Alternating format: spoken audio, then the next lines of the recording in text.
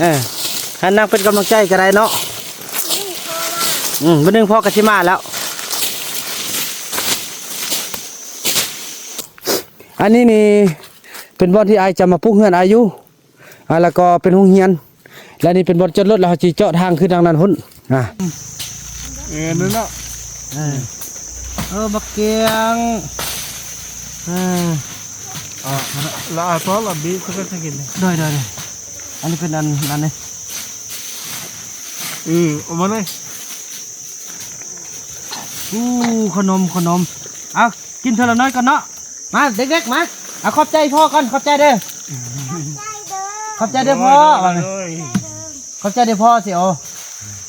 ขอบใจเด้อพ่อย่าค่อยเป็นค่อยไปเนาะมาเอาขนมไปเพื่อนเอาขนมให้นี่ขอบใจFCผู้มีน้ำใจแบ่งปันเหมือนฟ้าบันดาลให้สร้างรายการนี้มาสวยเหลือคนทุกข์คนจนหรือคนด้อยกว่าด้วยแห่งศรัทธาบุญนำพาได้มาห่วมทาง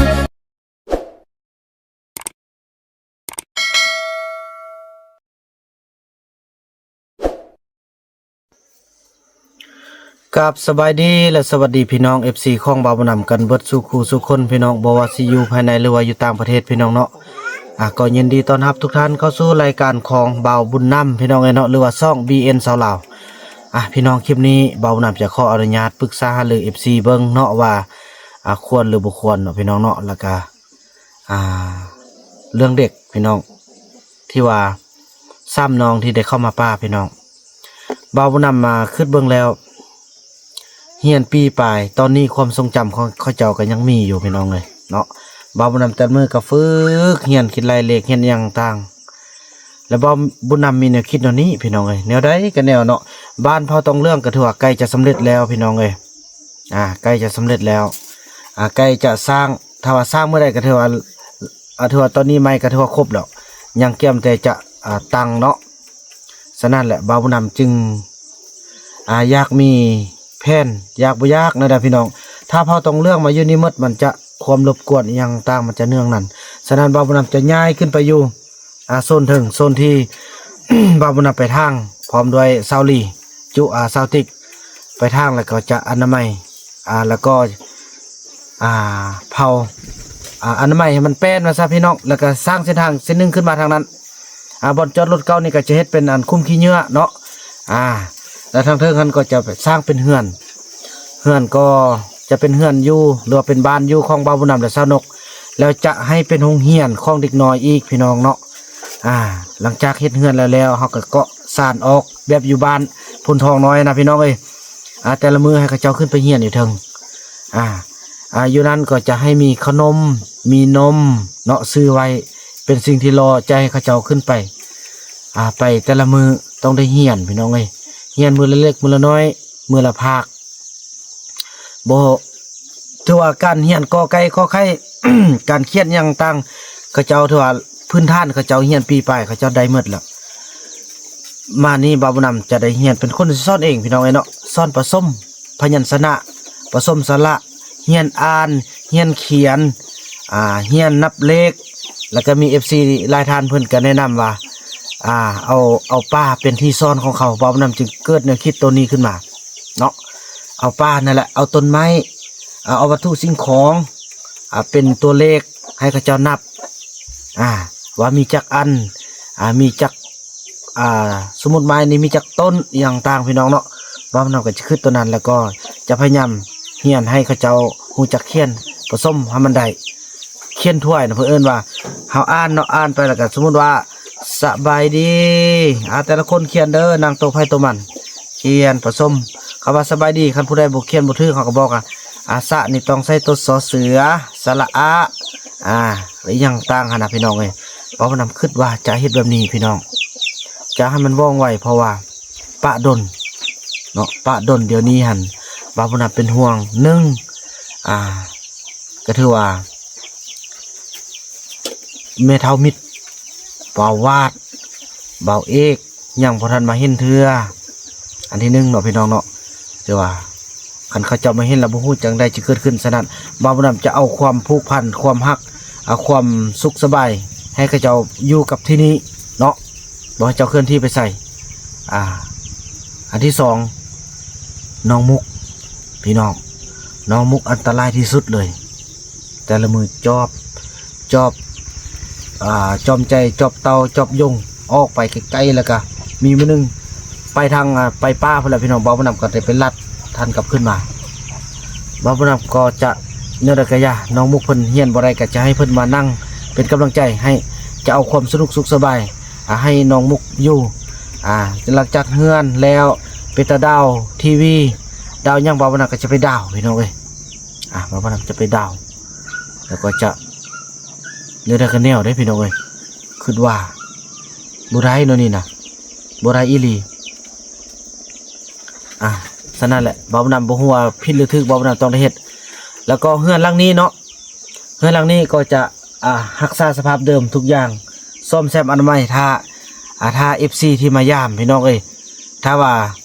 ขึ้นอยากไปนอนแบบส่วนตัวก็ขึ้นไปนอนบ้านพักแม่จันทรีคำวงศาหั่นเนาะบ่าวนำก็ใกล้ชิดอยู่เทิงพุ่นจะได้เฮ็ดห้องน้ำเฮ็ดอีหยังต่างน้ำนี่ก็ได้พี่ละขึ้นนะอ่างก็จะเอาอ่างอันอุ้งที่แม่ย่าแม่เจียวอนเพิ่นช่วยนี่อุ้งย่างนะพี่น้องทางน้ำมันน่ะสิขึ้นไปไว้เทิงพุ่นและเช็ดห้องน้ำพี่น้องเอ้ยอยู่พุ่นรถหับแขกอยู่พุ่นแดแล้วก็เป็นโรงเรียนแดแล้วอยู่นี่ถ้าว่าFC ท่านใดที่เพิ่นอยากต้องการที่ว่าอยากใช้ชีวิตร่วมกับพอต้องเรื่องสิก็พักผ่อนอยู่ที่นี่ประตูยังก็มีหมดแล้วใส่ล็อกใส่ก้อนได้คือเก่าหาหน้าพี่น้องเนาะส่วนบ่าวบุญนำนี่คันว่าอยู่ตลอดนี่มันบ่ได้พี่น้องมื้อนึงมีบ้านมีเฮือนบ่จักนั่นอีหยังต่างทุกคนกินเหล้าเมามาลูกเต้าสู้เสื้อพี่น้องสัปปิฉะนั้นบ่าวน่าจะเคลื่อนย้ายไปอยู่เทิงแล้วก็ให้มันเป็นโรงเรียนไปพร้อมเนาะพี่น้องเนาะจังซั่นแหละพี่น้องแล้วก็มื้อนี้มีทางพวกของซาวลี่เนาะเพิ่นจะมาที่นี่พี่น้องเอ้ยจะมาที่นี่ได้โทรหาบ่าวบุญนำมื้อนี้สุดนี้ได้โทรหาแล้วอายเจ้าอยู่ไสอาอยู่บ้านนี่แหละเพิ่นว่าเราจะไปรับซอรี่ไปนอนนำเด้อว่ะแล้วก็บ่าวบุญนำก็แล้วเขาเจ้าก็โทรหากันแล้วเนาะเนี่ยได้เขาก็จะกระโทรหากันแล้วเขาเจ้าก็ไปแหละแต่ว่าดีแต่เพิ่นก็ยังมาถามบ่าวบุญนำมาก็มาแล้วก็พอดีมาเฮ็ดเวียกช่วยแด่ยังต่างนะพอดีจะพากันขึ้นไปเฮ็ดแล้วอ้อมเฮ็ดแล้วแล้วไฟพี่น้องแล้วไฟอ้อมอ้อมหยังก็แล้วไฟอ้อมบอนที่เฮาทางนะพี่น้องเฮาจะกั้นแล้วก็จะเผาให้มันออกหมดแล้วก็จะเฮ็ดเป็นเดินที่ว่าจอดรถเป็นบอนที่ทุกคนจะขึ้นไปไปเยี่ยมพยายามพี่น้องเอ้ยเนาะแล้วก็สำคัญไปกว่านั้นก็คือโรงเรียนน่ะล่ะพี่น้องเอ้ยบ่าวบ่นำเป็นห่วงแต่โรงเรียนพี่น้องเอ้ยเนาะให้มันเกิดโรงเรียนอยู่เฮือนหลังนั้นเลยพี่น้องเนาะจังซั่นแล้วพี่น้องถ้าว่าบ่าวบ่นำคิดถึกหรือบ่ถึกก็ฝากคอมเมนต์ใต้คอมเมนต์บ่าวบ่นำได้เด้อแล้วก็อันใดเป็นตาแก้ไขก็บอกบ่าวบ่นำเนาะบ่าวบ่นำก็จะขออนุญาตตอบคอมเมนต์โดยการที่กดใจพี่น้องเอ้ยเนาะพอกันจะไล่ตอบไล่มันก็บ่ไหวพี่น้องเนาะเฮามันจะบางเทื่อมันก็เกิดความโมโหขึ้นพี่น้องเอ้ยเนาะอาศัยซองซ้ำห้องซะเป็นซองที่ว่าตอบคอมเมนต์เนาะพี่น้องเนาะซองนี้เป็นซองพัฒนาพี่น้องและช่วยเหลือโอเคท่านผู้ชมภาพบรรยากาศน่าจะเป็นบ่ได้พวกเฮาเดินทางรับชมไปนำกันนะท่านผู้ชมเนาะท่านผู้ชมแล้วบ่าวบ่นำก็ได้เกี่ยมผ้าดวงนึงเนาะก็จะได้ส่วนจูลูกๆพอดีพี่น้องเอ้ยเนาะโอ้ยขอบคุณทางสมใจพรหมลีเนาะFC ทางนครหลวงจันทร์พี่น้องเอ้ยซึ่งเพิ่นก็อยู่ทีมงานอินเดอร์ไรเดอร์2เนาะเพราะว่าเป็นการช่วยเหลือสังคมคือกันเพิ่นส่งเงินมาจำนวน1,200,000 กีบเพื่อให้ซื้อข้าว1เป่าเนาะ1ซอบแล้วก็เหลือจากนั้นมันไปซื้อของอยู่ของกินให้เด็กน้อยซั่นก็จะได้เอาโอกาสนี้จอบเพิ่นคือไปเฮ็ดเวียกแล้วก็พาออกตลาดกันเนาะส่วนผู้สาวผู้บ่าวของสาวลีนกำลังเดินทางมาน่าจะบ่ฮอดเทื่อลุงมุกอันแก้มพาเด้ออีพ่อพาอันไปเฮ็ดเวียกนำเราอีพ่อจะพาไปซื้อขนมอยู่ตลาดเด้อโอ้ไอ้บุญรอดอยู่นี่ท่าเด้ออันแสดงลูกบ่ได้กินข้าวเด้อได้กินข้าวเด้อโอ้ยจน10 โมงปลายแล้วกินข้าวแล้วแก้มเครื่องไปทำกันเนาะลูกเนาะบัดนั้นแน่บัดนั้นลูกนำขึ้นไปให้พ่ออีเทิงก่อนเด้อเนี่ยขึ้นไปหันแล้วเดี๋ยวอีพ่อจะพาซาลีผ่านลูกมุกลูกจอมขึ้นไปก่อนเด้อนั่นละเอิ้นใส่เอาเด้อแล้วเอาผ้าดงนึงเด้อจะผ้าแน่อันผ้าใส่เอาลูกเอาผ้าดงนึงไปเนาะมีผ้าน้อยลายดวงบ่พอดีสิมั้งผ้าดงนี้หนักสิให้เต้าน้อยนี่เนาะนี่อันนี้ก็เป็นเขาเจ้าพากันเฮ็ดเวียกมาพี่เราต้องเป็นเฮ็ดเวียกเด้พี่น้องเอ้ยบ่แม่นมาอยู่ลาเด้บ่เข้าโรงเรียนแล้วก็ต้องมาเฮ็ดเวียกเนาะมาพัฒนาไอ้บุญมีอยู่เฮือนแม่เด้อฮะจ้ะเอ้ยเอากำลังใจให้ FC หน่อยนึงก่อนโหพี่น้องเอ้ยน่ารักพี่น้องเอ้ยยิ้มดีฮะจ้ะอาจารย์ดูป้าว่าเยี่ยโอ้ยโลลา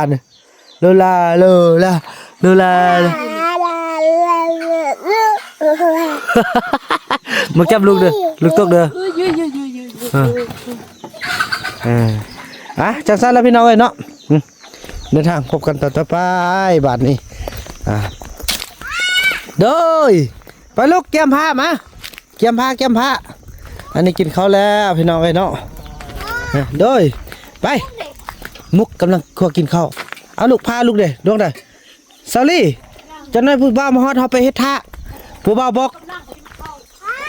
เอ้าเนี่ยว่ากิน2-3เทื่อเมื่อกี้ก็กินน้องบ่ได้กินเทื่อโอ้น้องก็มีหน่อย ไปมากินข้าวแล้วก็เจ้าน้อยบางเทื่อผู้บ่าวมาฮอดพอดีก็ได้เนาะลูกอิ่มแล้วยังแม่ลีเนาะแม่ลีกินข้าวแล้วอย่ามื้อนี้เฮ็ดเวียกมันเด้อผู้บ่าวมาแล้วเขาเห็นโอ้ผู้สาวลีมันแท้สิเด้อคันขี้คร้านเรามันโอ้สาวลีขี้คร้านบ่ไปตาเอาก็ว่าสิก็เนาะสู้ๆกันแล้ว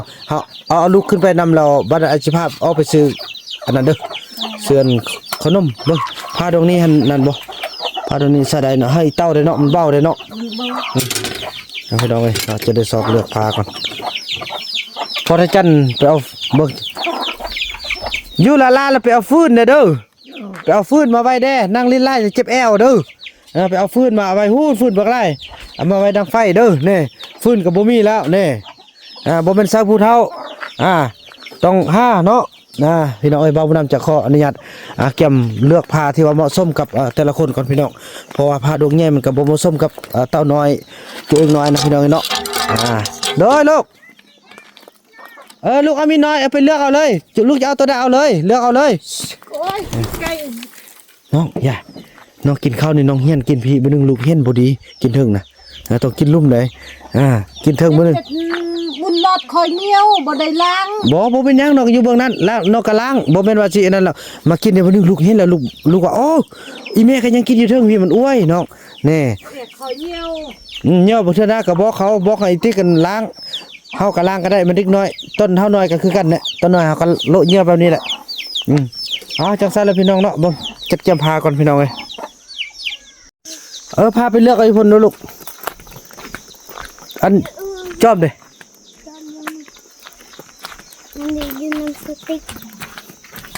จอบไปลูกไปอีพ่อสิพาอันไปอันนั้นนะเมลี่เราบ้านไอพ่อพาไปออกไปซื้อเป๊ปซี่ไปเอารถยาออกไปซื้อเป๊ปซี่ไป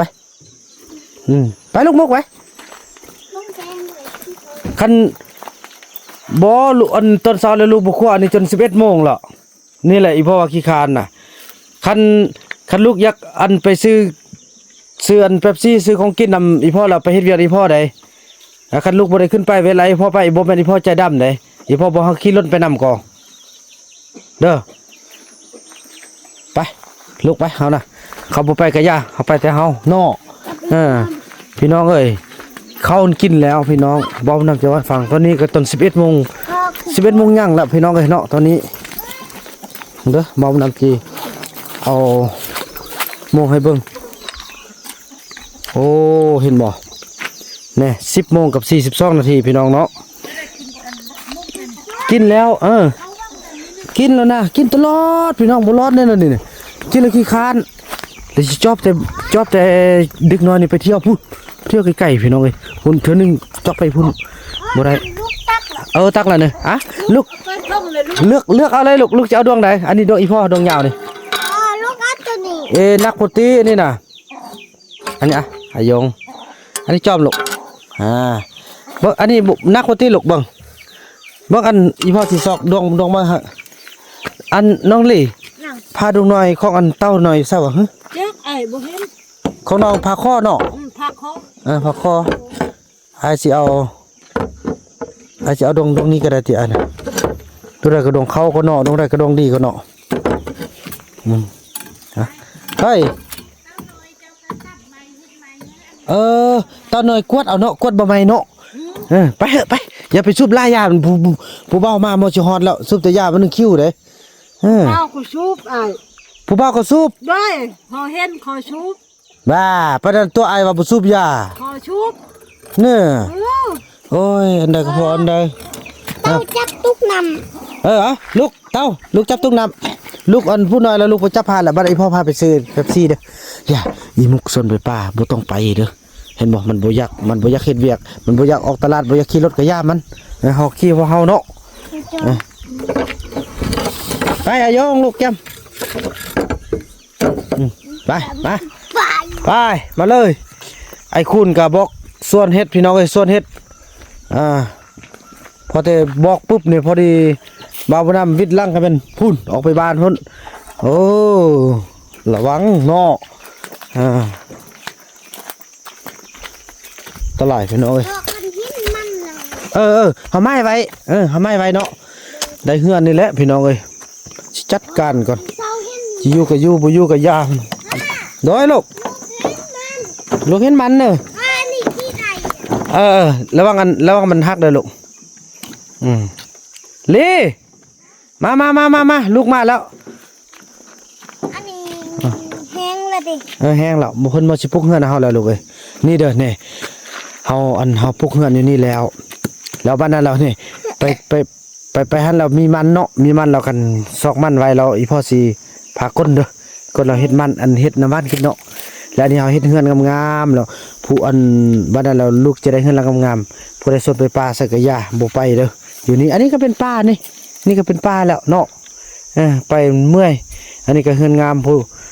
อย่าไปขี้คร้านคืออีมุกมันขี้คร้านเอาลี่เอ้ยมาไปละแมรี่ไปละมาละมันไปลูกขึ้นไปนี่เลยขึ้นไปนี่เลยไป เอาข้าเลย เอาข้านี่ ไปอันนี้มันนำพวกเรามาที่ไว้นี่โมโหเนี่ย เดี๋ยวนี้มีมากาโบ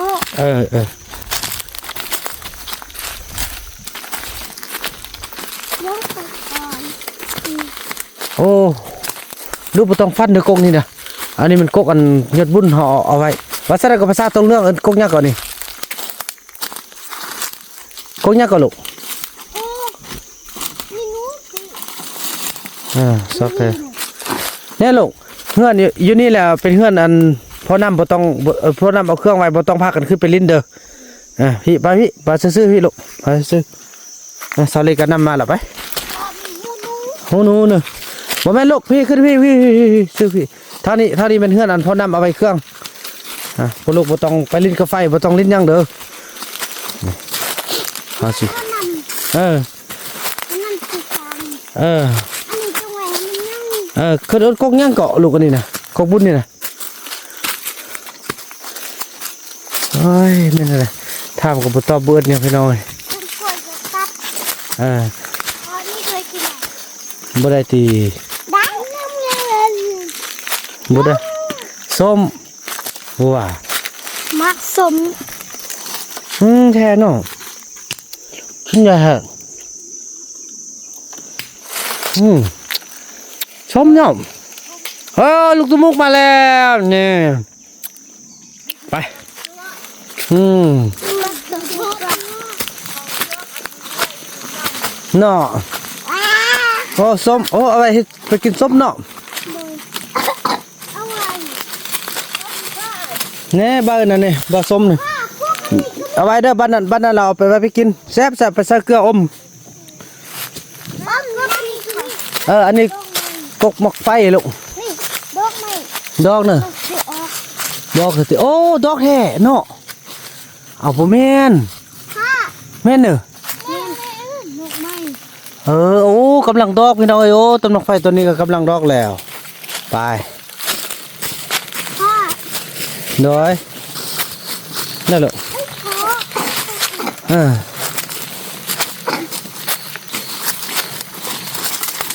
ก็จอกนั่น ซอกคันให้เราไม้ไปเด้อคำบ่ได้เห็นมันนะ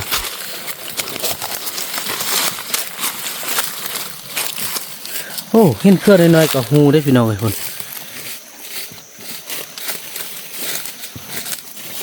แม่นเนี่ย เบื่อกูบ่แม่น มาเถอะกับโบแม่นพี่น้องซอกแบบเก่งขนาดพี่น้องเลยอยู่ที่ชีวิตของเขา บ่แม่นลูกไป สร้างซอกขนาดนี้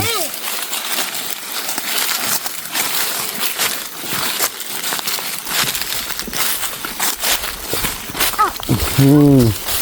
มันนิดมันแค่กัดกิน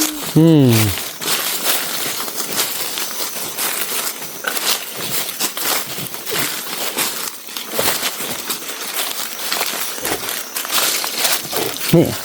หาสะออมไปในนี้เลยเนาะออมไปนี่แบบบ่ให้มันไฟไหม้อันเข็ดนี่นะเนาะดอกอันนี้ อ้อม แมงพึ่งนี่ลูกเอานั่นนี่เลยเอาออมนั่นนี่เลยออมไปในนี้ย้ายกันเฮ้ยเป็นทางนะเนาะเฮ้ยเป็นทางแค่นี้เอาเนาะมานี่กาเมืองน้องเฮ็ดซะเดียวเมืองอันนี้ยักมันไหม้แล้วยะเนาะ ยันไม่อาย เมืองเอานั่นนี่เลยเอาไปนี่เลยไปลูกทางนั้นนี่ไปเนาะเห็นไหมทางนั้นแหละกันเฮ็ดอันเครื่องมันแล้วก็จงไว้เด้อบอกกันเด้อทางเฮ็ดแบบเก่านะลูกมุกเนาะลูกมุกเป็นแล้วเนาะออมเพื่อกันอันกกอันนี้ คนนี้เด็กน้อยนี่ทางนี้ คนนึงกวดคนนึงลังนั้น พี่น้องเอ้ยเฮ้ยลูกอันจะเต้าลูกเอาอันน้ำมาไปพี่อันลูกอันทางเลยมุกพาเฮ็ดเด้อลูกเฮ็ดเป็นเส้นทางเลยนะลูก เป็นทาง เป็นทางเรากดเวลาไฟไหม้มาบ่ให้มันมาฮอดเพราะเอาหินที่ใส่นี่ เอาที่เบื้องนั้นก็ได้ในเบื้องแมรี่สิพาเฮ็ดเด้อมันจะยากแค่นี้แค่นั้นเฮาจะบ่ได้ยากหรอกจะกดง่ายพี่น้องเอ้ยเนาะทุกอย่างต้องมีการแลกเปลี่ยนเฮ็ดได้ก็ได้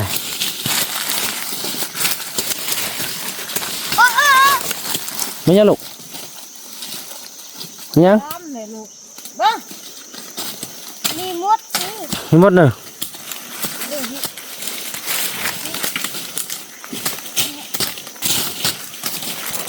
บางที่จะสร้างเฮือนน่าจะแมนขอบเขตนี้นี่แหละพี่น้องเลยเนาะขอบเขตนี้แหละด้อยลูก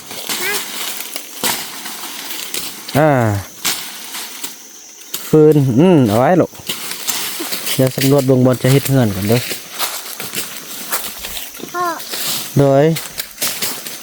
น่าจะเป็นเขตอันนั้นใกล้เฮือนมาจันดาลีเนาะ แล้ว มันจันดาลีอยู่หันอันนี้นะอันนี้คือต้นไม้ลูกตอนมันอยู่ใกล้กับต้นไม้เลยพี่น้องคือซีเมนต์บริเวณนี้แหละพี่น้องเนาะเนี่ยบนเคียงเลยนี่แหละตอนมันเข็ดนี่นี่แหละพี่น้องแม่นตอนมันเข็ดนี่โดย พ่อนี่มันนั่ง โอ้มักม่วงลูก ไม่ต้องตัก เอาไว้กินมากมันลูก พ่อ โดย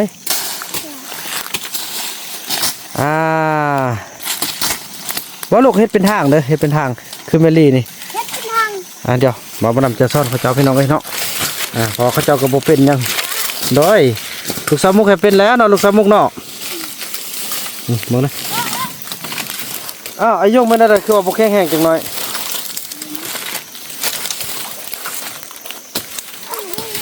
เดี๋ยวแม่เปิ้นลูกไปนี่ อ่า เขาบ่ได้หรอก เออ หูยังล่ะ ตัวสา ตัวเนื้อเต้ โหสัญญาณดีดีได้อยู่ทางนี้น่ะ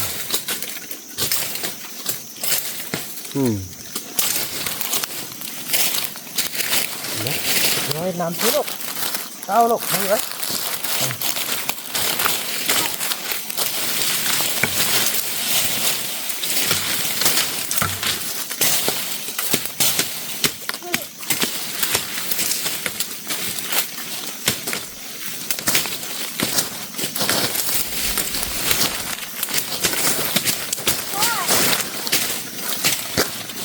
ได้หรอก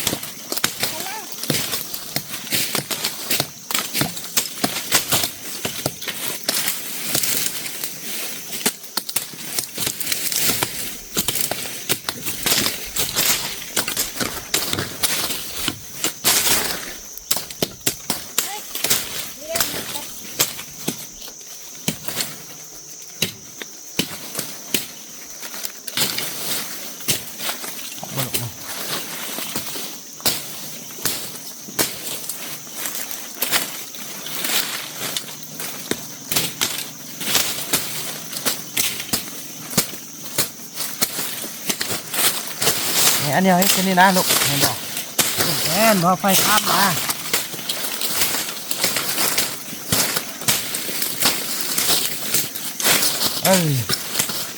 นี่เป็นทางนี่เป็นระบบนี่นี่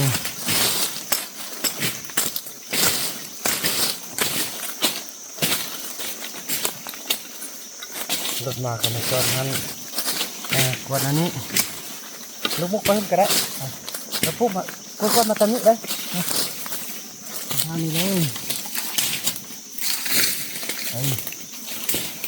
นี่ลูกกดมาด้านนี้เลยด้านนี้เลย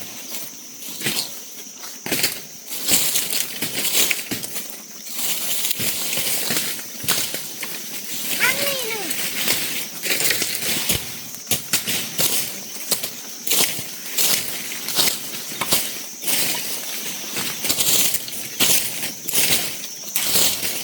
ทำมาเป็นบ่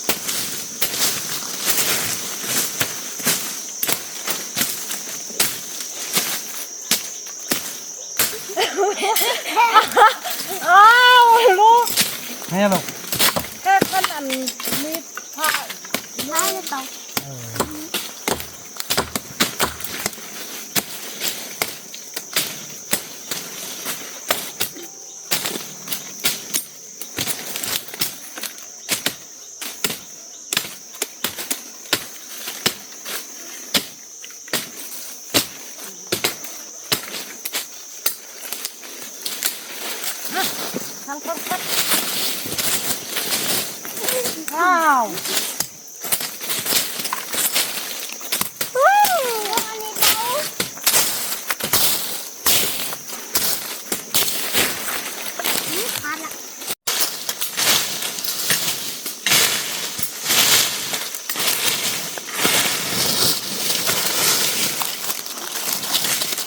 หมดพี่แล้วพี่น้องเลยโอ้สิ่งที่เขาเจ้ามักนี่สุดยอดเลยพี่น้องกดเลยลูกกดดีๆกดงามๆด้วยฟื้นลูกจนน้อยพ่อสิมา5เด้อพ่อแท้แล้วบัดนี้นะพ่อลูกเนี่ย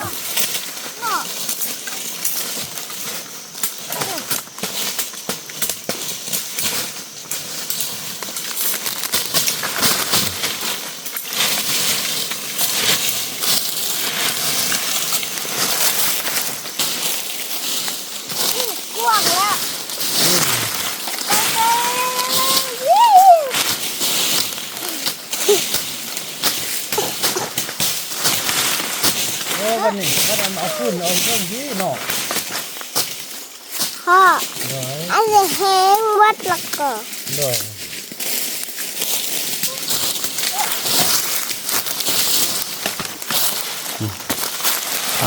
ถูกเก่งสุดยอดจะออกไปซื้อเป๊ปซี่ให้นี่มาทีละพี่น้อง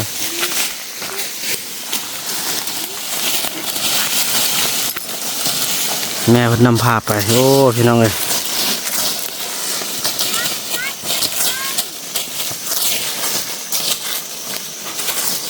โอ้เก่งเต้านี่มีแต่เอาน้ำไปให้เขากินเด้อมันผู้น้อยอยู่เนาะให้นางเป็นกำลังใจก็ได้เนาะวันนึงพ่อกะชิมาแล้ว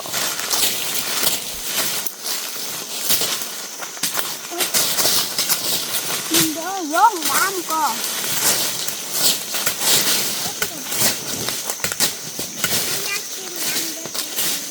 ก็ได้กินน้ำแล้วบอกเด้อตอนหน่อยว่าก็ได้กินน้ำบอกเด้อตอนหน่อย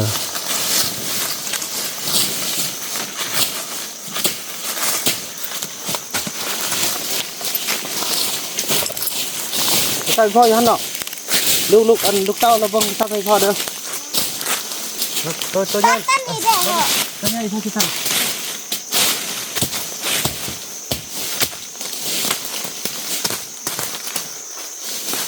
ไปคุณนอนลุกขึ้นไป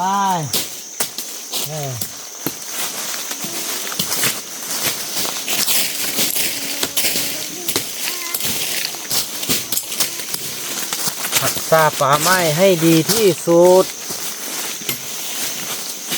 นอกบนทางต้นไม้นะบนทางเอาไว้เอาไว้เป็นปลาใหญ่น้องเลยเดี๋ยว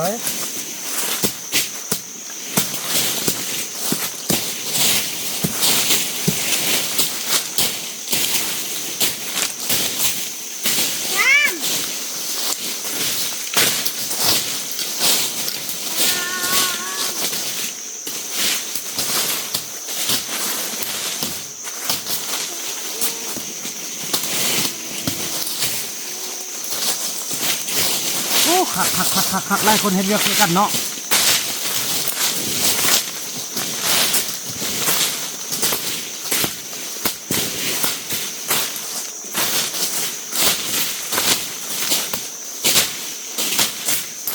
แต่ตอนนี้พ่ออันนี้ยังอันนี้มันกกวันนั้นโอ้ท่านเป็นนั่นเอาลูกเสื้อยากันนะกันเลย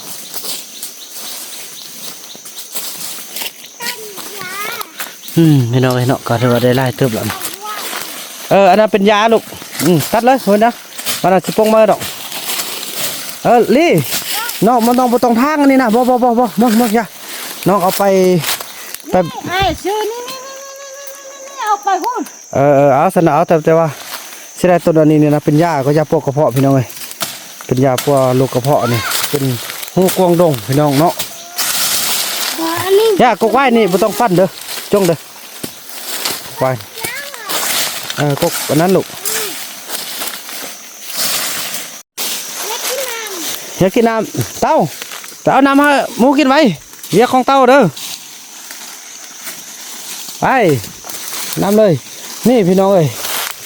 ถือว่าก่อนจะจูดเนาะก่อนจะเผาพี่น้องบ่าวบ่นำจะข้อไปเก็บเอาเครือข้าวห่อนี่เนาะเอาไว้ให้ทาง FC มีทางแม่เนาะมีทางอายทางเอื้อยหลายคนที่เพิ่นต้องการเพิ่นว่าอยากมายามเวลามายามบ่าวบ่นำจะเอากลับไปอเมริกาเอากลับไปไทยพี่น้องเอ้ยบ่าวบ่นำจะเดี๋ยวบัดหม้อก็เนาะบ่าวบ่นำจะมาตัดเอาแต่เครือใหญ่ๆนี่พี่น้องเอ้ยเนาะตัดแล้วก็ตักแดดแห้งไว้เนาะแล้วก็อัดใส่ถุงไว้เอาไว้ให้ทุกท่านที่ต้องการเนาะเพราะว่าเพิ่นว่าจะเอาเงินเอาคำให้บ่าวนำบ่ขอเอาพี่น้องเนาะเพราะในเรื่องก็จะได้ทิมแหละพี่น้องเอ้ยเนาะเอาให้FC ให้พี่น้องเป็นของฝากของตอนจากพระตรงเรื่องกลับบ้านกันเนาะหลายได้พุ่นน่ะเขตนั้นแม่นหมดเลยพี่น้องเอ้ยเขตนั้นไปเนาะตัดเอาแต่บริเวณที่อยู่ในนี่แหละส่วนอยู่ทางนอกนั้นเอาไว้เป็นตอนต่อไปถ้าผู้ใดอยากได้เป็นของดิบก็ตัดเอาเป็นของดิบกับพี่น้องเอ้ยเนาะหลายๆอย่างด้วยกันน้องเอ้ยกินน้ำน้องรีบบ่อยากกินน้ำเนี่ย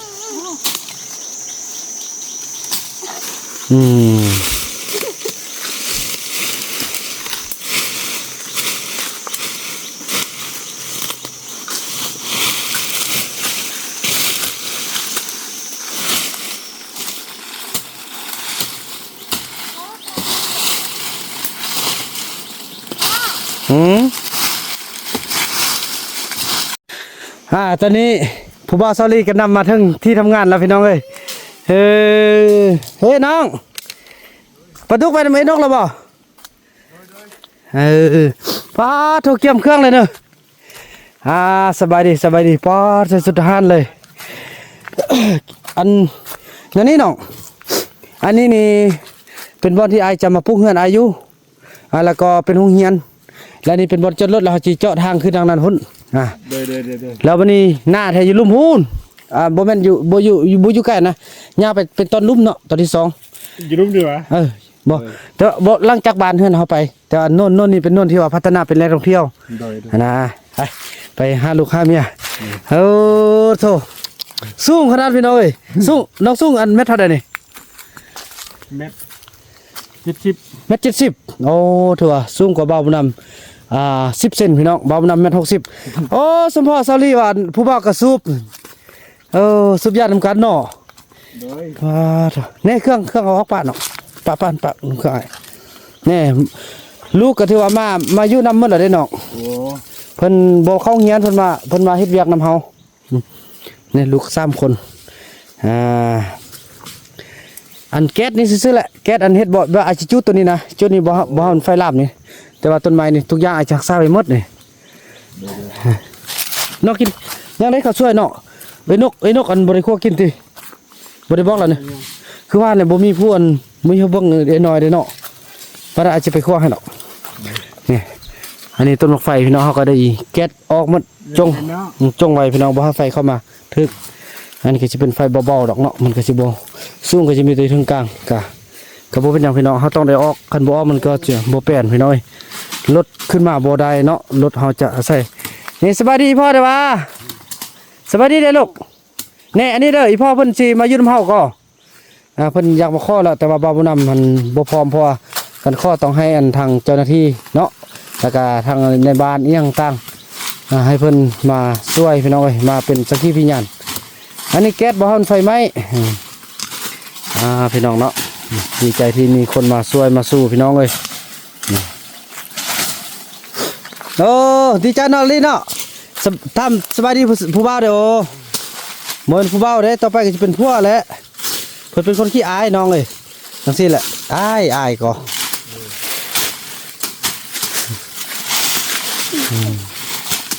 น้องทางเป็นแล้วไปก้อนกระไดเนาะแล้วทางล่างนี่จะให้จุดเล็กน้อยอันเป็นคนที่ว่าอันไหนคุณทางเฮาสิเอาเป็นตัวใดบ่น้องลีเอาไปไหมเอาไปลีกนี่เอาบ่ลีกเท่านี้ไปนี่ลงมานะไปนี่ลีกนี่ออมนี่นะออมนี่ซื่อๆแหละโอเคน้องไปทางนั้นแล้วซาลีอยู่นี่ตัดใส่กันเลยยืนเฮียงกันมันสิซะแล้วตัวเนี้ยอาจสิตัดกำลัง เลยแล้วโอ้มีกกไห้เด้นี่นะนี่กกไห้อยู่นี่ ไม่ย่างก็ ไม่หยังกกไหว้น้องอันกกไหว้นี่บ่ต้องตัดเด้อน้องเด้อกกไหว้เครือยาวเนี่ยมันมีต้นนึงเป็นมากอยู่นี่ก็มากอยู่นี่เลยอยู่หั่นนั่นแหละบ่รักษาก็เครือไหว้บ่ต้องตัดเด้ออันนี้เด้ออันนี้เป็นพ่อที่สิมาอยู่นํเฮาเด้อมาเฮ็ดเวียกช่วยเฮา แล้วอันนี้ตัดบ่ไอ้เดี๋ยวสิ อันนี้บ่ถ้าตัดก็ได้หรือว่าตัดก็ได้เนาะเพอมันเป็นแล้วเนาะไปอนามัยไปเป็นคลองกันไฟพี่น้องเอ้ยโอ้จะได้มาอนามัยออมต้นอันให้นี่เพื่อบ่ให้บ่ให้ต้นให้นี่ตายนี่มีต้นให้โอ้พี่น้องหายากเลยจะมีต้นให้ขึ้นเท่านี้นะเห็นบ่ต้นมักใส่ต่อไปก็สิมีนกมีหนูมากินมากมายให้นักท่องเที่ยวเฮาเบิ่งเด้ถึงซะเมื่อยโดยซะเมื่อยกระเซาพ่อ โดยอันนี้ไม่ลูก ลูกเด็ก อยู่นี่ ยาเขาหนักนี่ บนนี้หรอกโอ้มีคนมาช่วยเวียกกันคือแค่นั้นแล้วอันนั้นน้องอยู่ดินหน้ากับดินส่วนอันพวกไอแก๊สอ้อมหมดแล้วเรียบร้อยอยู่ลุ่มน่ะจ้างเขาเจ้าเด้โอ้ฟันมาตั้ง10 ปลายล้านพุ่นน่ะน้องแม่เจียวอนเพิ่นเป็นผู้ช่วยหมด10 ปลายล้านปีนี้เนื้อได้ชีดีสิงามพวกน้องปลูกเอารถมันต้นน่ะทำมันได้หลายๆปีหน้ามันได้รถจักรขี่แล้วรถจักรซื้อรถซิ่งแห้งคักเนาะต่อไปกับปลูกยางพาราโอ้ดินบอกงามเจ้าลีก็ทำผู้บ่าวเดี๋ยวว่าไอ้กินข้าวแล้วบ่สิโอ มากินข้าวบ่ ไอ้ข้าวแล้ว แน่ เราได้กินน้องกินหรอวะ กินแล้ว โอ้ย โอ้ พูดมาแล้ว ไอ้คุณมาแล้วเธอปาโธบ่าวน้ำจะตื่นขึ้นมาห้องมายังพี่น้องเอ้ยโอ้นะไปอยู่ทางหน้าเลยรัดสกัดเลยเฮ็ดแบบนี้แหละเฮ็ดอัน ใจมัดเลยตกใจมัดตัวบน ตกใจหมดเลย ตกใจเมื่อไรเด้ โอ้นั่นบุเข้าหรอกน้อง อันนี้ก็บอก บ่นี่เอาผ้าตัวนั้นดีกว่าผ้านักนะผ้านักดีกว่าจุดอีกหน่อยเขาจับบ่ได้ผ้านักนะเนี่ยผ้าน้องกันเลยหรือเอาผ้าไอ้นั่นก็ได้นะไอ้ป้ายเขานะ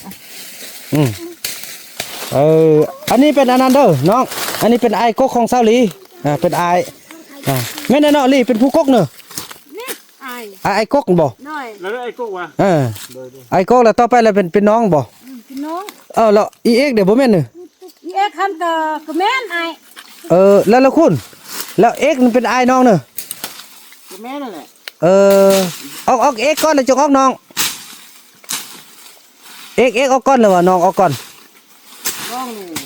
เอานี่คุณออกก่อน โอ้เอ็กเป็นน้องเนาะเอ็กแล้วก็ซาลี่เนาะ ตัวแม่นเอ็กหันออกก่อนเดี๋ยวอีนกเนื้อหันออกก่อน ผู้กกแล้วมันนกเงือเนาะผู้กกนกเงือ เอาพวกก่อน แล้วต่อบ้านผู้ใด ต่อมาแล้วน้อง น้อง อันนี้เกิดมันกลางเดี๋ยวน้องเกิดรุ่น กันรุ่น เกิดรุ่น แล้วเอ็กเด้ เอ็กเกิดก้อนนี่เลย มาเอาเมียเอาพวกมัด โทษแค่ได้มันนี่มีหลายคนมาเฮ็ดเวียกช่วยกันเนาะพี่น้องเอ้ยคนกระดุขนาดเด้พี่น้องเอ้ย เล็กคนน้อยกดเอา ไอจิพาดึกหน่อยกวดอันนี้พวกน้องพากันจัดการ กดคนนี้นักไหน ว่าไอจิแค่นกมาเยอะเนาะน้องพากันไปหุ่นรถกกบุญนี่จ้องไว้มัดเด้อเอาไว้เป็นคือว่าเนี่ยก่อนสิใหญ่เอาไว้เป็นสัญลักษณ์ได้พอเป็นอาหารหลักที่เขาเจ้ากินมาแต่ดึกดำบรรพ์พี่น้องเอ้ยโอ้ดีใจมีหลายคนช่วยกันพี่น้องบ้านนี้หลายคนช่วยกันไอ้คุณนี่ก็ไปคุณโอ้ไอ้คุณนี่ชีวิตคือสิบมาแล้วเพิ่นก็มาพี่น้องเอ้ยเนาะเนี่ยก็ อันนี้ตัดเลยเนาะต้นนี้นะมันต่ำดอก นูรีไอ้ก็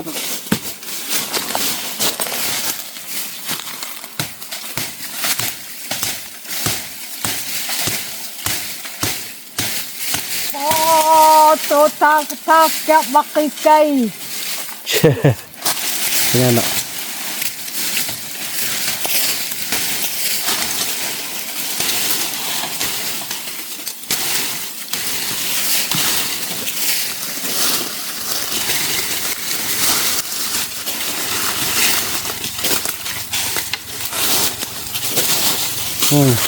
โอ้อันนี้ก็เกียงเรียบร้อยเด็กน้ำมันน้ำล่างหิบังอีพอไปข้างล่างกันเลย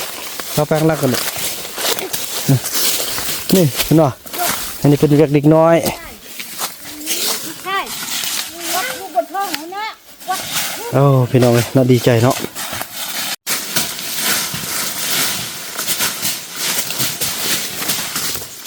ยันตามดิ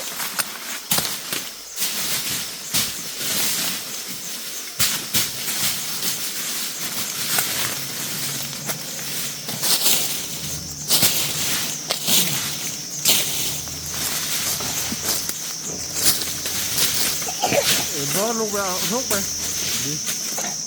บอลูกไปห้องเอามิกรมยัน ไอ้น้ำเอ้ยไปเซ้า ไอ้มาเอาท้อง ท้อง เนี่ยก็น้องซื้อขนมมาลูกเนอะ โดย โอ้พี่น้องเพิ่นซื้อขนมมาให้พี่น้องเอ้ย ต้นลูกนี่ เพิ่นเอามาตอนลูกนี่นะอ๋ออันนี้เนี่ยน้องขนมน่ะตัวนี้เนี่ยโอ้พี่น้องขนม นั่นน่ะ บักเกียงละตัวละบีก็จะกินเลย ได้อันนี้เป็นอันนี้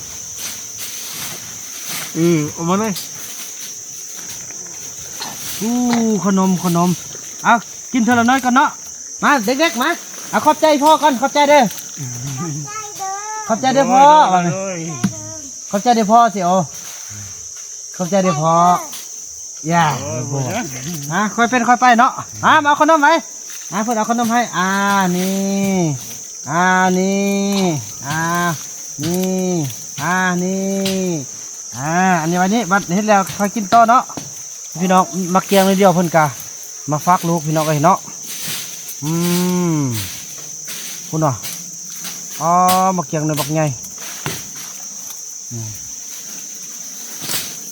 ซาลี่กินบ่ซาลี่มาเกียงน่ะ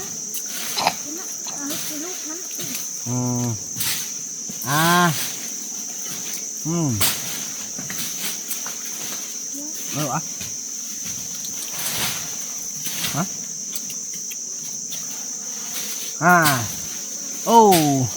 กรรมการได้กำไรขนมไปกลางหัวใจเนาะ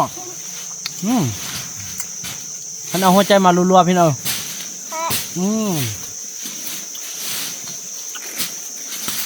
ขนมนี่เอาไว้ซาลี่เนาะก่อนนี้เนาะ คนนั้นเราเนี่ยจะกินบ่ไอ้กิน โอ้พี่น้องเอ้ยดีใจเนาะเพิ่นเอาของฝากของตอนมาฝากอันพออันฝากอันนั้นพี่น้องเอ้ยเนาะฝากลูกฝากเตาเพิ่นตอนนี้เพิ่นพากันกวาดไปโอ้พี่น้องดีใจเนาะมีหลายคนช่วยกัน ลูกขมาว่า เนี่ยลูก เริ่มสร้างความผูกมิตรให้กระเจ้าเนาะไอ้คุณไปทางใดเอาไว้ได้ไอ้คุณเฮ็ดเวียกเนี่ย คือบรรลุมันจัดพี่น้องเนาะโดย เจ้าน้อยเอาน้ำแม่กินได้ปะ เอาน้ำให้แม่กินหน่อยไหมไปเวียกตาน้อยไหม ไป เอาน้ำให้แม่กินหน่อยไหม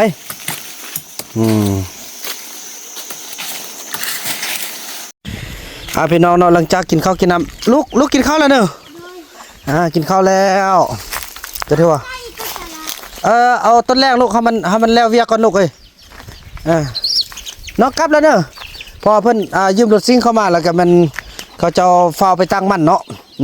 จังสั้นแหละมื้อแรกเพิ่นว่าสิมาหาเซาลี่พี่น้องเอ้ย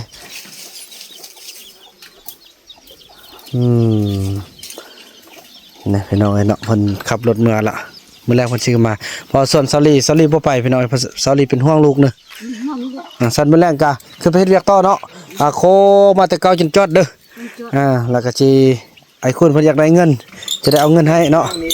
น้องก็แช่อันเขา ได้เด้อได้โตพี่น้องเอ้ยจังซี่แหละโชคดีเด้อน้องเด้อโชคดีเด้อ พี่น้องเอ้ยได้นั่นแหละก็พบกัน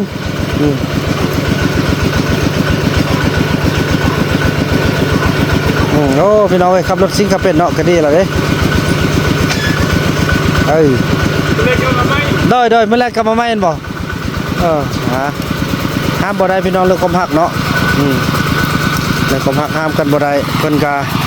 มาช่วยเวียกมื้อนี้เนาะเพิ่นก็ซื้อของฝากของตอนให้ลูกให้เต้าพี่น้องเอ้ยโอ้เป็นจังได๋น้องเลขบ่เข้าดี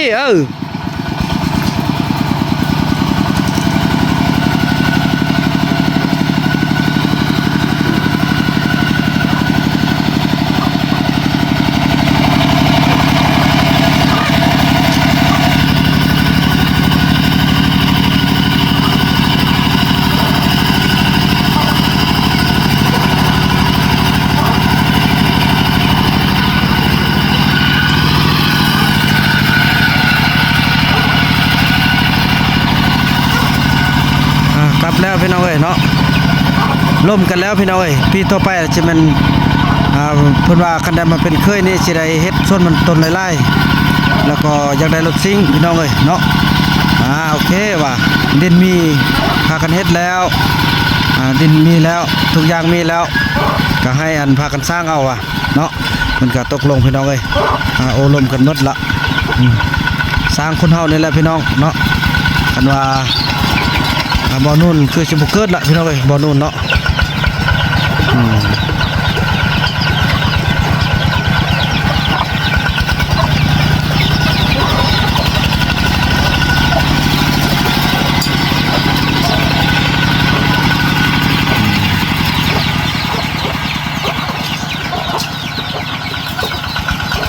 รถซิ่งบางคันก็เข้ายากเลยพี่น้องเอ้ยนอนเลยนะกลับมากันยังเป็นห่วงเป็นใยพี่น้องยังเลี้ยวกลับมาโอ้ดีแล้วน้องเอ้ยดีละอันโตมันแล้วเต็มเด้อพี่เด้อแล้วล่ะอีพ่อจีพาไปซื้อตลาดเนาะซื้อเครื่องในตลาดเนาะนกบานโอ้เฮาเดินเฮือนแล้วก่อนลูกมันบ่มีเดินแน่เขาเอาไม้ออกก่อนเฮ็ดเฮือนแล้วก่อนเนาะโอ้สู้เด้อน้องเด้อขอบใจคือว่าน้องก็จังซี่แหละพี่น้องเอ้ยลูกเพิ่นก็อยู่นำเนาะเพิ่นก็เป็นแต่มื้อแรงเพิ่นสิมากะนี่อันนี้ก็ได้อันพัดลมจากกันเพิ่นหามื้อนั้นติเพิ่นเอาพัดลมให้กันเด้ลองเสียบดูแล้วลองมอดตูดูเสียบดูเสียบได้บ่พัดลมได้บ่นะครับมันฮ้อนแล้วก็เสียบเสียบหันเปิดขึ้นแล้วก็เปิดเลขหันบ่เปิดเลข1ก่อนเลขเดินเลขได้ก็ได้เนาะโอ้เย็นดีเนาะเย็นดีบ่โอ้คักพี่น้องเอ้ยนี่ลูกสาวก็มาอยู่นำคักเนาะเย็นดีต่อไปมีเฮือนแล้วก็มีพัดลมเข้าแต่ละเฮือนเนาะอันนี้ผู้บ่าวเพิ่นให้ได้พี่น้องแฟนเพิ่นให้ที่เพิ่นมารับเอากันมื้อนั้นพี่น้องมื้อนี้เพิ่นก็สิมานี่ก็พอดีแหละบ่าวบ่นำก็โดยพอดีบ่าวบ่นำก็สิได้ไปเวียกได้เนาะก็ตั้งมีผู้ชายเฝ้าพี่น้องเอ้ยก็ดีอกดีใจเนาะพี่น้องเนาะเนาะก็ฮักเขาติเนาะก็ฮักเรานี่เฮ็ดเวียกเก่งเนาะเก่งพี่น้องเฮ็ดเวียกก็เก่งแล้วก็ฮู้จักซื้อของฝากของตอนมาให้ลูกหาเต้าพี่น้องเนาะก็ถือว่าดีอกดีใจเฮ็ดเวียกเก่งแล้วก็ใจดีเนาะซื้อด้อยลูกซื้อของกินให้ลูกเด้เนาะเฮ็ดเวียกบ่เก่งท่านน้องบ่มักแม่นแหละดีแล้วเนาะเขาจะเฮ็ดเวียกเก่งค่อยเบิ่งค่อยอันนั้นไปพี่น้องเอ้ยเนาะแต่ว่ามื้อแลงอาบน้ำจะหัวลูกสาวอาบน้ำแล้วเก่งโดยเก่งลูกพอมื้อแลงบ่าวน้ำก็จะได้ไปเวียกได้พอดีจะมีคนเฝ้าแทนพี่น้องเอ้ยแค่แน่เนาะโอ้ดีใจคันบ่เพราะมีหลายคนพี่น้องมักมาจับมองๆเลยพี่น้องเอ้ยตลาดเลยพอช่วงนี้สมีแห่งยานไม้เสียครับนั่นเนาะ เขาคล้องทุกอย่างเต็มเลยพี่น้องเอ้ยดีแล้วแมลงมีผู้ชายเฝ้า ลูกอาบน้ โดยเก่งำลูก ๆ อาบน้ โดยลูกจังซั่นเลยพี่น้องคลิปนี้บ่าวบุญนำจะขออนุญาตจบคลิปกันซ้ำนี้ก่อนแล้วพบกันใหม่ในคลิปต่อไปเนาะคลิปนี้บ่าวบุญนำขอกล่าวคำว่าสบายดีพี่น้องเนาะแล้วคือว่าการทำงานของพวกเราก็ดำเนินมาเรื่อยๆเนาะโอ้พี่น้องใบตองอันนี้เอาไว้เฮ็ดที่ห้องอาหารให้แขกที่มาเยือนคักขนาดพี่น้องเป็นใบตองจริงที่เขาล่ำเข้าของเผาตองเรื่องนะพี่น้องอันนี้เนาะนี่แหละเขาจะอาศัยล่ำเข้านี่จะรักษาให้มันแพร่พันธุ์พี่น้องเอ้ยแล้วก็นี่เริ่มขยายตัวออกไปทางนั้นน้องไม่อยากกินข้าวเด้อน้องทองไรน้องทองไรอยากกินข้าวแล้วบ่เฮ้ยก่อนพอโทร12 โมงป่ายแล้วพี่น้องตอนนี้ดุขนาดพี่น้องเลย12 โมงกับ21 นาทีแล้วตัวตอนเที่ยงเนาะพี่น้องเนาะเลยบุกขนาดเลยไปเอาอันนี้ไปเพิ่นนี่แล้วพี่น้องเลยโอ้โถดีใจที่มีคนมาช่วยนี่พี่น้องต้นใส่นี่จะได้รักษาไว้ได้พี่น้องเลยเนาะพอมันกำลังลามขึ้นแล้วลามขึ้นนี่จะได้เอาไว้ให้มีนกมีโน่มากินโอ้สุดยอดพี่น้องเลยบ่อแห้งขนาดมาพี่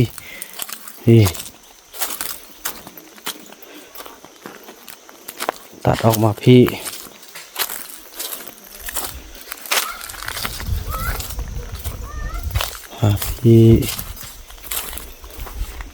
จุดตัวแคบมาแล้วเข้าไปแม่ลูกจิโก้อันนี้เป็นเส้นทางนี่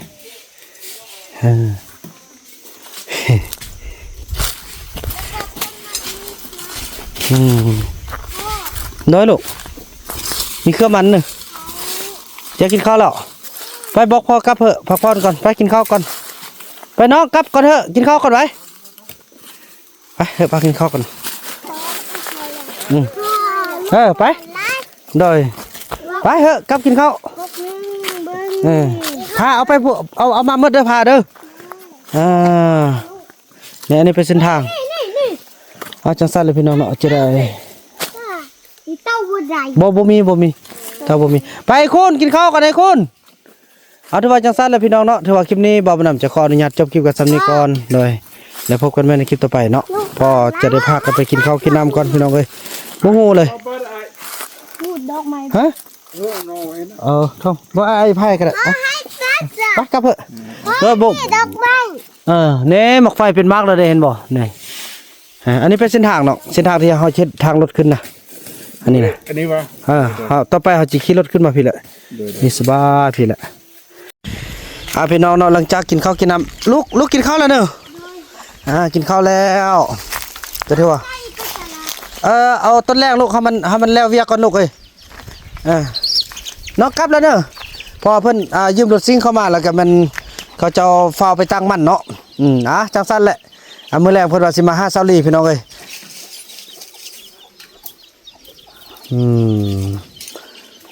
นี่พี่น้องเอ้ยเนาะเพิ่นขับรถเมื่อละมื้อแรกเพิ่นสิมาพอส่วนซาลีบ่ไปพี่น้องซาลีเป็นห่วงลูกเนอะสั่นมื้อแรกก็คือไปเฮ็ดเวียกต่อเนาะโคมาแต่เก่าจนจอดเด้อแล้วก็สิไอ้คุณเพิ่นอยากได้เงินจะได้เอาเงินให้เนาะน้องนี่ก็แช่อันได้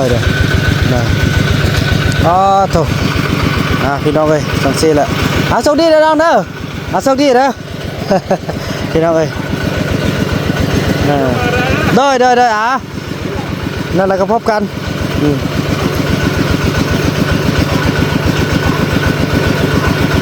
โอ้พี่น้องเอ้ยขับรถซิ่งขับเป็ดเนาะก็ดีแล้วเด้ได้เมื่อแรกกลับมาไม่เห็นบ่ห้ามบ่ได้พี่น้องเรื่องความหักเนาะเรื่องความหักห้ามกันบ่ได้เพิ่นก็มาช่วยเวียกมื้อนี้เนาะเพิ่นก็ซื้อของฝากของตอนให้ลูกให้เต้าพี่น้องเอ้ยกลับแล้วพี่น้องเอ้ยเนาะร่วมกันแล้วพี่น้องเอ้ยปีต่อไปจะมันเพิ่นว่าคันได้มาเป็นเคยนี่สิได้เฮ็ดส่วนมันต้นหลายๆแล้วก็อยากได้รถซิ่งพี่น้องเอ้ยเนาะ โอเคว่ะดินมีพากันเฮ็ดแล้วดินมีแล้วทุกอย่างมีแล้วก็ให้อันพากันสร้างเอาว่ะเนาะมันก็ตกลงพี่น้องเอ้ยโอ้ลมกันหมดละสร้างคนเฮานี่แหละพี่น้องเนาะอันว่าบ่อนู่นคือสิบ่เกิดละพี่น้องเอ้ยบ่อนู่นเนาะ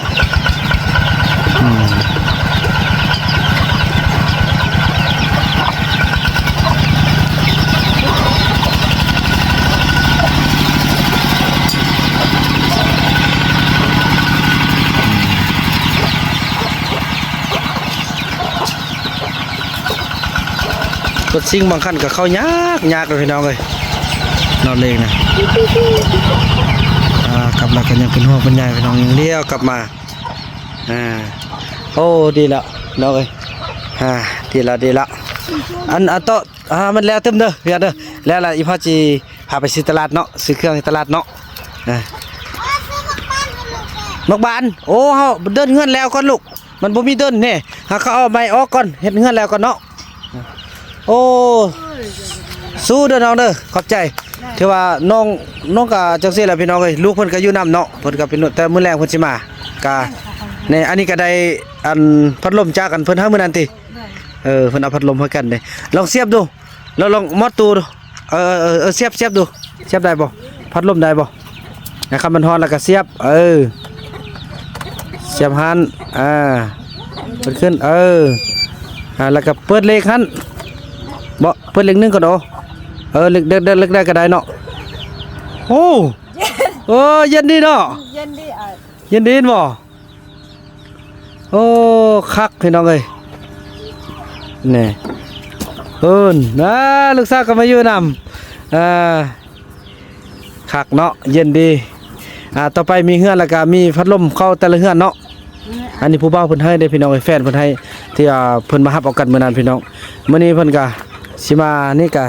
พอดีแหละบ่าวบ่นำก็โดยพอดีบ่าวบ่นำก็สิได้ไปเวียกได้เนาะก็ตั้งมีผู้ชายเฝ้าพี่น้องเอ้ยก็ดีอกดีใจเนาะพี่น้องเนาะเนาะก็ฮักเขาติเนาะก็ฮักเรานี่เฮ็ดเวียกเก่งเนาะเก่งพี่น้องเฮ็ดเวียกก็เก่งแล้วก็ฮู้จักซื้อของฝากของตอนมาให้ลูกหาเตาพี่น้องเนาะก็ถือว่าดีอกดีใจเฮ็ดเวียกเก่งอ้ายแล้วก็ใจดีเนาะซื้อด้อยลูกซื้อของกินให้ลูกเด้เนาะเฮ็ดเวียกบ่เก่งข้านน้องบ่มักแม่นแหละดีแล้วเนาะเขาจะเฮ็ดเวียกเก่งค่อยเบิ่งค่อยอันนั้นไปพี่น้องเอ้ยเนาะแต่ว่ามื้อแลงอาบน้ำจะหัวลูกสาวอาบน้ำแล้วเก่งโดยเก่งลูกพอมื้อแลงบ่าวน้ำก็จะได้ไปเวียกได้พอดีจะมีคนเฝ้าแทนพี่น้องเอ้ยแค่แน่เนาะโอ้ดีใจคันบ่เพราะว่ามีหลายคนพี่น้องมักมาจอบมองๆเลยพี่น้องเอ้ยตลาดเลยพอช่วงนี้มีแห่งยานไม้เสียเข้าบ้านนั้นเนาะเขาคล้องทุกอย่างเต็มเลยพี่น้องเอ้ยดีแล้วมื้อแลงมีผู้ชายเฝ้าอาบน้ำโดยเก่งอาบน้ำโดยลูก